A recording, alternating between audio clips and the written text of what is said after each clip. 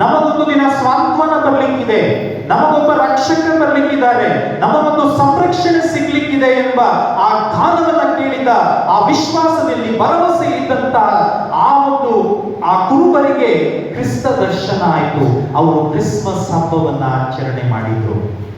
ಐದನೆಯದಾಗಿ ಈ ಭರವಸೆಯ ಯಾತ್ರಾರ್ಥಿಗಳಾಗಿದ್ದವರು ವೈಸ್ಮೆನ್ ಅಥವಾ ಜ್ಯೋತಿಷಿಗಳು.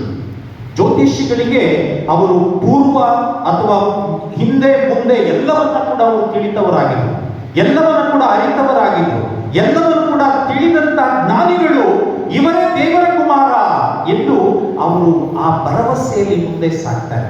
ಇತ್ತ ಕಡೆಯಲ್ಲಿ ಹೆರೋದನ ಉಪಟಳ ಅವರಿಗಿರುತ್ತೆ. ಹೆರೋದ ಹೇಳಿ ಕಳಿಸ್ತಾನೆ, ನೀವು ಬಂದು ನನಗೆ ತಿಳಿಸಿ, ನಾನು ಬಂದು ಹೋಗಿ ಅವರಿಗೆ ನಮಿಸಬೇಕು. ಈ ಹೆರೋದನ ಉಪಟಳ, ಹೆರೋದನ ಕುಯುಕ್ತಿ ಈ ಒಂದು ಜ್ಞಾನಿಗಳಿಗೆ ತಿಳಿತು. ಜ್ಞಾನಿಗಳು ದೇವರ ವಾಕ್ಯಕ್ಕೆ ಮನ್ನಣೆಯನ್ನ ಕೊಡ್ತಾರೆ, ಜ್ಞಾನಿಗಳು ದೇವದೂತರ ವಾಕ್ಯಕ್ಕೆ ಮನ್ನಣೆಯನ್ನ ಕೊಡ್ತಾರೆ. ಅವರು ಆ ಪ್ರಭುವನ್ನ ನಮಿಸಿದ್ರು. ಅವರಿಗೆ ನಿಜವಾದಂತ ಕ್ರಿಸ್ಮಸ್ ಆಯಿತು. ಕ್ರಿಸ್ತರಲ್ಲಿ ಆತ್ಮೀಯ ಸಹೋದರ ಸಹೋದರಿಯರೇ, ಕ್ರಿಸ್ಮಸ್ ಹಬ್ಬ ಇಷ್ಟು ವರ್ಷಗಳಿಂದ ನಾವು ಆಚರಣೆ ಮಾಡ್ಕೊಂಡು ಬಂದಿದ್ದೀವಿ. ಕ್ರಿಸ್ಮಸ್ ಹಬ್ಬ ನಮಗೊಂದು ದಿನ ಆಗ್ಲೇಬೇಕು. ಕ್ರಿಸ್ತನನ್ನ ನಾವು ಒಂದು ದಿನ ಸಂಧಿಸಲೇಬೇಕು.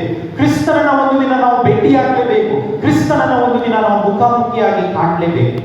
ಕ್ರಿಸ್ತನನ್ನ ಮುಖಾಮುಖಿಯಾಗಿ ಕಾಣಲಿಕ್ಕೆ ಬಯಸಿದವರು ಆ ಭರವಸೆಯಲ್ಲಿ ಮುಂದೆ ಸಾಗಬೇಕು. ಅದನ್ನೇ ಪೋಪ್ ಫ್ರಾನ್ಸಿಸ್ ಈ ಒಂದು ಬರುವ ವರ್ಷ, ಇನ್ನೇನು 2 ದಿನದಲ್ಲಿ ಜೂಬಿಲಿ ವರ್ಷವನ್ನು ನಾವು ಪ್ರಾರಂಭಿಸುವಾಗ ಭರವಸೆಯ ಯಾತ್ರಾರ್ಥಿಗಳಾಗಿ ನಾವು ಹೋಗೋದಾದ್ರೆ ನಮಗೆಲ್ಲರಿಗೂ ಕೂಡ ನಿಜವಾದ ಕ್ರಿಸ್ಮಸ್ ಹಬ್ಬ ಕೇವಲ ಬಾಹ್ಯ ಆಚರಣೆಯಲ್ಲ, ಕ್ರಿಸ್ತನನ್ನ ಸಂಧಿಸುವುದು, ಕ್ರಿಸ್ತನ ಪ್ರಸನ್ನತೆಯನ್ನು ಅರಿಯುವುದು, ಕ್ರಿಸ್ತನ ಇರುವಿಕೆಯಲ್ಲಿ ಜೀವಿಸುವುದು, ಕ್ರಿಸ್ತನನ್ನ ಆ ಬೆಳಕಿನಲ್ಲಿ ನಾವು ಮುಂದೆ ಸಾಗೋದು. ಕತ್ತಲೆಯಿಂದ ಬೆಳಕು ಅಥವಾ ಅಸತ್ಯದಿಂದ ಸತ್ಯದೆಡೆಗೆ ನಮ್ಮ ಜೀವನದಲ್ಲಿ ನಾವು ಮುಂದೆ ಸಾಗುವುದು ನಿಜವಾದಂತಹ ಕ್ರಿಸ್ಮಸ್.